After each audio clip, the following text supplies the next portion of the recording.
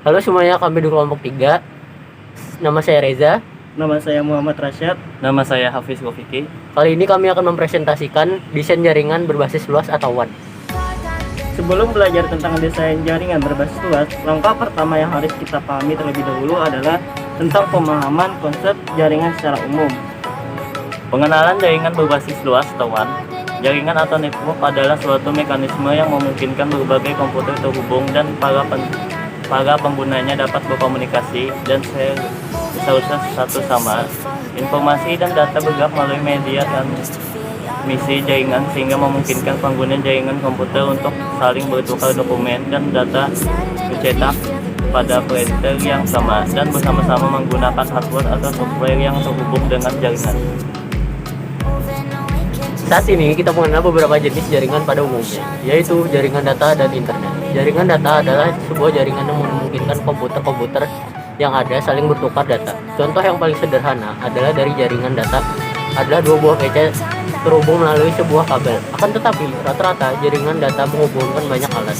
Jaringan internet adalah sekumpulan jaringan-jaringan yang saling terhubung oleh alat jaringan dan akan menjadikan jaringan-jaringan tersebut sebagai satu jaringan yang besar. Contoh salah satu jaringan internet adalah publik internet. Jenis-jenis arsitektur jaringan data komputer. Arsitektur jaringan data komputer dibagi 3 jenis menjadi LAN, WAN, dan MAN. Saat kita akan membahas lebih dalam mengenai jaringan, ada 2 konsep yang penting, yaitu protokol. Arsitektur komunikasi komputer. Ada 2 arsitektur protokol yang digunakan sebagai pengembangan standar-standar, yaitu A.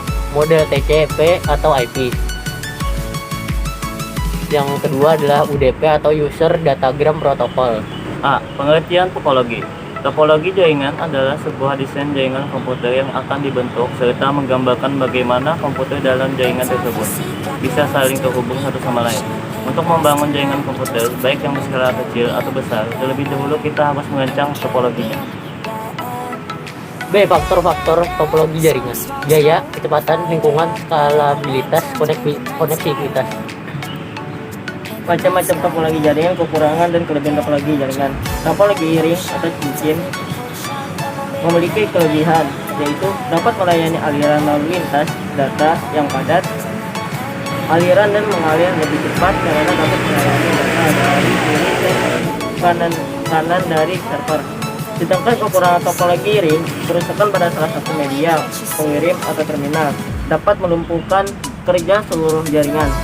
Paket data harus melewati setiap komputer antara pengirim dan penerima, sehingga menjadi lebih lambat. 2. Topologi bus. Kelebihan: layout kabel sederhana sehingga instalasi relatif lebih mudah. 2. Kerusakan satu komputer screen tidak akan mempengaruhi komunikasi antar screen lainnya. Kekurangan: jika kabel utama atau backbone putus, maka komunikasi gagal. 2. Bola kabel utama sangat panjang, maka pencarian ganggu menjadi sulit. 3. Topologi star. Kelebihan: tingkat keamanan yang cukup baik. 2. Bersifat fleksibel atau mudah dalam hal instalasi. Kekurangan: jika switch atau hub titik pusat rusak, maka seluruh jaringan akan down. Jika terlalu banyak pengguna, maka lalu lintas akan semakin padat dan membuat jaringan menjadi lambat. Topologi mesh. Topologi mesh memiliki kelebihan, yaitu jalur pengiriman data yang digunakan cukup banyak, tidak berebut jalur pada saat proses pengiriman data.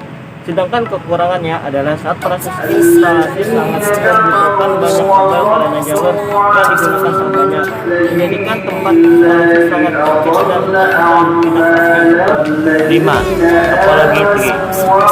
Kelebihannya merupakan jaringan yang besar sehingga dapat mengelompokkan antara satu topologi dengan topologi yang lainnya. 2.